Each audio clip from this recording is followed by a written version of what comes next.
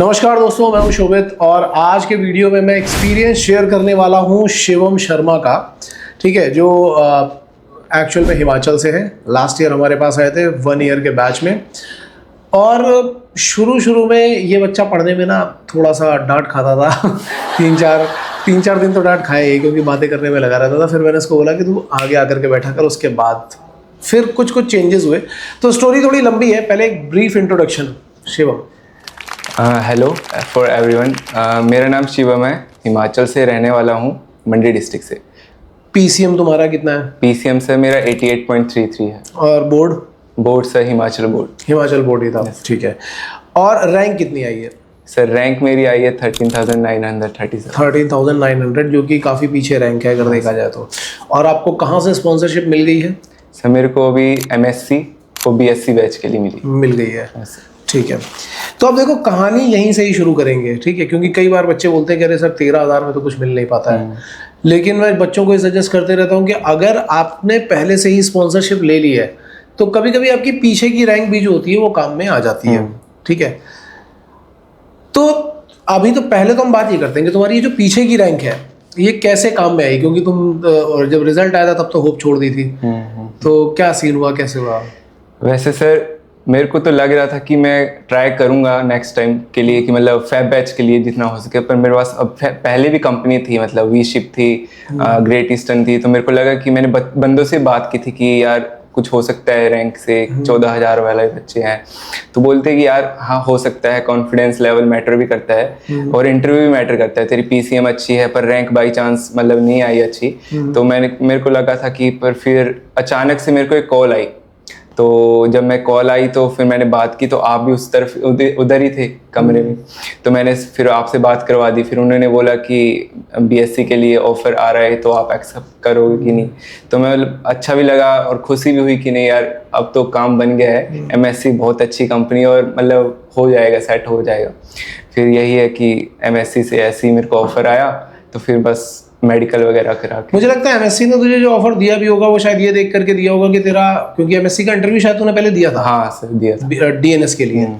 तो इंटरव्यू ठीक रहा होगा और पीसीएम ऑलरेडी अच्छा था, रैंक बस पीछे हो गई, इसलिए तुझे बीएससी ऑफर कर दिया होगा। ये बहुत नोट करने वाली बात है, हर 13,000 वाले बंदे को नहीं मिल रहा है ऑफर। पीसीएम 88% है, इंटरव्यू काफ़ी अच्छा गया था। अब वो इसको डीएनएस के लिए सेलेक्ट नहीं कर सकते थे तो उन्होंने इसको बीएससी के लिए सेलेक्ट कर लिया। और ऐसा ऑफर अपने पास एक बच्चे का नहीं, कम से कम 3-4 बच्चों के पास आया है। ठीक है, तो ये नोट करने वाली बात है। कभी कभी खराब रैंक होने के बावजूद भी अगर आपका पीसीएम और आपका इंटरव्यू अच्छा होता है तो आपको काफ़ी हेल्प मिल जाती है। लेकिन जब ये कॉल आया तो तुझे तो डाउट ही हो रहा था। हाँ सर डाउट तो हो रहा था। डाउट पहले मेरे को हो नहीं रहा था वैसे, पर जब मैंने घर में कॉल किया तो बोलते यार बहुत अच्छी बात है, वो तो खुश हुए। फिर मैंने चाचू को बोला कि चाचू जी ऐसा ऐसा है, तो उन्होंने बोला मेल वगैरह सेंड कर मेरे को। फिर मैंने मेल सेंड की तो बोलते कि मतलब होता है ना फ्रॉम और टू, फ्रॉम जैसे कहाँ से आ रही है, टू मतलब किसको भेज रहे हैं। तो उसमें टू करके मतलब कोई ग्रुप था ऐड हुआ, तो चाचू को शक हुआ और शक जेन्युइन भी है, मतलब हो भी जाता है कि फेक है रियल है। तो नेक्स्ट डे मैं गया दिल्ली ऑफिस एमएससी के, तो वहाँ पे मेरे को बताया कि ये सब जेन्युइन है, आप मेडिकल कराओ। मेरी बात भी हुई कैप्टन सुरीन से जो एमएससी के हेड ऑफिस में बैठते हैं महाराष्ट्र में, मुंबई में। तो उन्होंने बोला बेटा जेन्युइन है, और ये प्रवीण खंडागले हैं जो हमारे ही वो है मतलब ऑफिस में काम करते, तो इन्होंने ही सबको मेल भेजी है। तो तब से मेरे को लगा कि नहीं यार ये फेक तो नहीं है। फिर मेरे को थोड़ी खुशी हुई। फिर मैंने घर वालों को खुल के एक्सप्लेन किया कि नहीं यार अब आपको डरने की जरूरत नहीं है, अब मैं स्पॉन्सर हो चुका हूँ, मेडिकल कराऊंगा बस। मेडिकल में भी पंगा हुआ था? हाँ मेडिकल में सर, तो मेरे डॉक्टर थे सरदार जी, ठीक है। तो उन्होंने क्या किया कि मेरे को ऐसे में बैठा हुआ हूँ तो सामने ही उनका ऑफिस था मतलब वो।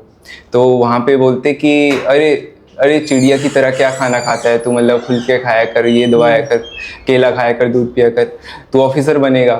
फिर मैं थोड़ा मतलब डर भी गया, फिर खुशी भी हो रही थी, नहीं यार मेडिकल है। फिर बोलते कि चल अभी तो अंडर वेट है, 2 दिन के बाद आ, वेट वगैरह सब होने के बाद। तो मैं चला गया। पर तेरा वेट शायद 1-1.5 किलो ही कम था, तो मुझे लगता है कि इतना तो कवर अप हो जाता है। फिर नेक्स्ट डे मैंने सबसे ज़्यादा मेहनत की, पानी पिया, केले खाए, दूध पिया, सब खाया। फिर तब जाके मेरा वेट वगैरह बढ़ा। तो फिर अगले नेक्स्ट डे जब मैं गया तो वो भी चौंक गए कि तू मतलब 2 किलो बढ़ा दिया एक दिन में। तो बहुत ही अच्छी बात है। फिर बोलते कि वेट 55 चाहिए, मेरा 53 था। तो उस टाइम पे मेरे को शौक लगा यार फिर से मेरे को वो ना कर दे, मतलब एक्सटेंड ना कर दे। तो फिर बोलते कि चल यार मैं तेरे को पास तो कर रहा हूँ, पहले तो मेरे को एक गाना सुना दे। फिर मैंने उनको एक गाना सुनाया। फिर वो गाना सुनाने के बाद बोलते अब तो खुश है तो हंस, मेरे को जोर से हंस के मतलब बता कैसे। तो फिर सारे बंदे उधर हंस रहे हैं कि क्या हो रहा है मेरे साथ। फिर मतलब अच्छा भी लगा कि नहीं यार पास हो गया हूँ, अब डरने की बात नहीं है। तो फिर उन्होंने बोला कि जब तेरा वेट हो जाएगा 55 तो तू आई हो इधर, मेरे को एक बार तसल्ली दे देना कि तेरा हो गया है, फिर मैं तेरे को पास कर रहा हूँ अभी, ठीक है, ऑल द बेस्ट। चलो ये तो बहुत अच्छी चीज़ है कि तेरा मेडिकल भी निकल गया और फाइनली अब तू वहाँ पे पहुँचने वाला है, कंपनी में पहुँचने वाला है। हालांकि 1-2 किलो वेट ऐसी कोई बहुत बड़ी चीज़ नहीं होती है, घर पे जा रहे हो तो अच्छी तरीके से खाना पीना, वहाँ पे तो खैर हिमाचल में तो लोग अच्छा खाते पीते, तो तू भी खाना पीना। पर सबसे इम्पोर्टेंट चीज़ पता है क्या थी? तेरी रैंक, जिसने मुझे सबसे ज़्यादा शॉक किया। हाँ सर। क्योंकि ये तो मैं मानता हूँ कि शुरू में तुझे मुझे मतलब मैंने तुझे डांटा 1-2 बार, क्योंकि तू बातें करते रहता था, कुछ हंसते रहता था। हाँ, हंसते रहता था। तो आगे जब मैंने बैठने के लिए बोला तो फिर उसके बाद से जो मतलब एज अ टीचर मेरी जर्नी रहती है किसी स्टूडेंट के साथ, वो काफ़ी अच्छी थी। मतलब मैंने देखा कि तू होमवर्क अच्छी तरीके से प्लान कर रहा है, प्लानर फिल कर रहा है, बुक रीडिंग कर रहा है, ठीक है, और टेस्ट की एनालिसिस प्रॉपर कर रहा है, हर एक चीज़ डिस्कस कर रहा है। जितने डाउट मुझे लगता है तूने मेरे से पूछे होंगे, शायद 1-2 बच्चों ने और पूछे होंगे, और तो मैंने नहीं देखा, बाकी काफ़ी डाउट्स पूछे तूने। तो तेरी थ्रू आउट परफॉर्मेंस अच्छी चल रही थी, सारे टेस्ट में परफॉर्मेंस अच्छी चल रही थी, पर जब फाइनल एग्जाम हुआ तो तू क्वेश्चन कम करके आया। हाँ। और उनमें से गलत भी हो गए। ये इसके पीछे का क्या रीजन है, ये बताओ मुझे। मेरे को मतलब जब मैं आया था ना इधर तो मेरे को बच्चे बोल रहे थे कि भाई तू जितना करेगा तो सही करना, मतलब मैंने कम किए पर सही किए। मेरे को उस टाइम लगा था कि मैंने यार सही किए, 90 क्वेश्चन किए हैं, पर सही जो पीडीएफ आई थी उसमें से थोड़े गलत भी थे। तो मेरे को थोड़ा लगा भी यार कि अब क्या हो गया, 20-25 तक तो क्वेश्चन गलती हो गए उसमें। फिर मेरे को थोड़ा डर भी लगा कि यार आएगी नहीं आएगी, कट ऑफ क्यों आएगी। फिर यूट्यूब में इतने सारे चैनल है, वो बोल रहे 70 से ऊपर कट ऑफ जाएगी, तब तो मेरा मोराल ही डाउन हो गया कि सर। यार देखो यूट्यूब में ना मैक्सिमम जनता केवल इसलिए है कि भगवान ने मुंह दिया और उनको कुछ बोलना है। 70 का कट ऑफ तो पिछले साल भी नहीं गया था, तो इस साल जाने का तो कोई चांस ही नहीं था 70 का कट ऑफ जाने का। पिछले साल भी कुछ 55-60 के आसपास गया था, इस बार भी लगभग उतना ही चांसेस था। तो यूट्यूब में तो खैर मैक्सिमम लोगों की बात सुननी ही नहीं चाहिए। हाँ। जो जेन्युइन लोग हैं, जिनका जेन्युइन चैनल है, अब हालांकि जैसे जिन्होंने पीडीएफ भी रिलीज करी थी उसमें भी कुछ मिस्टेक आ गए थे, लेकिन वो हो सकते हैं, वो उतनी बड़ी चीज़ नहीं है। हाँ। 4-5 क्वेश्चन गलत हो सकते हैं, किसी से भी हो सकते हैं, उतना बड़ा कुछ नहीं है। लेकिन कई लोग तो कुछ भी बकवास करते हैं। तो वो जो तेरा फेज रहा, पहली बात तो ये कि ये गड़बड़ हुई कैसे? क्योंकि थ्रू आउट द ईयर तू अच्छा परफॉर्म कर रहा है, आखिरी में क्यों गड़बड़? एग्जाम के टाइम पे कैसे गड़बड़ हुई? मैंने सोच के चला था कि मैं करूंगा 110 से 120 और किए मैंने 90, क्योंकि मेरे को डर था कि यार 120 करूंगा कहीं और गलत ना हो जाए। फिर मैं थोड़ा जब गया ना सेंटर में, जब बैठा तो मैं थोड़ा वो भी हो गया कि नर्वसनेस होगी कि यार मतलब घबराहट सी होगी। फिर ऊपर से मेरा पीसी चल नहीं रहा था। फिर मैंने उनको बोला कि सर चेंज कर लो, फिर उन्होंने बोला टाइम लगेगा। फिर वो सब मतलब मैनेज हुआ नहीं अच्छे से।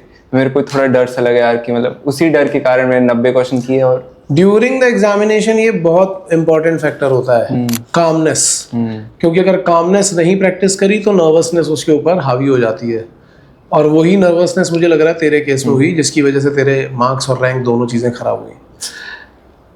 वो जो फेज चल रहा था बीच में, एक डिप्रेशन वाला फेज, जब आप एग्जाम दे आए और रिजल्ट आया नहीं है, हाँ। अलग अलग यूट्यूब देख रहे हो, क्या क्या मन में आ रहा था?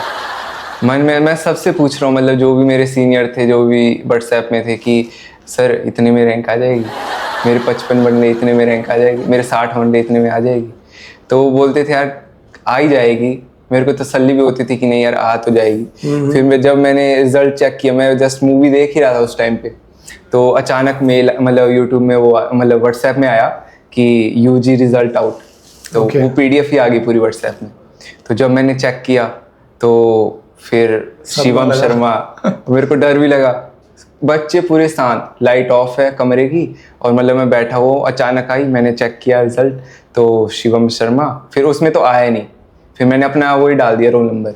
तो रोल नंबर जब डाला तो आया ऐसे मतलब लास्ट में करके एक रेड कलर से ऐसे करके आ गई है 13,937। उस टाइम मेरे को बहुत खुशी हुई। क्यों? क्योंकि मेरे को डाउट था कि आएगी कि नहीं, और जब आ गई 13,000 तो मेरे को थोड़ा लगा कि नहीं यार अब गेम नहीं गई है हाथ से, अब हो जाएगा कुछ।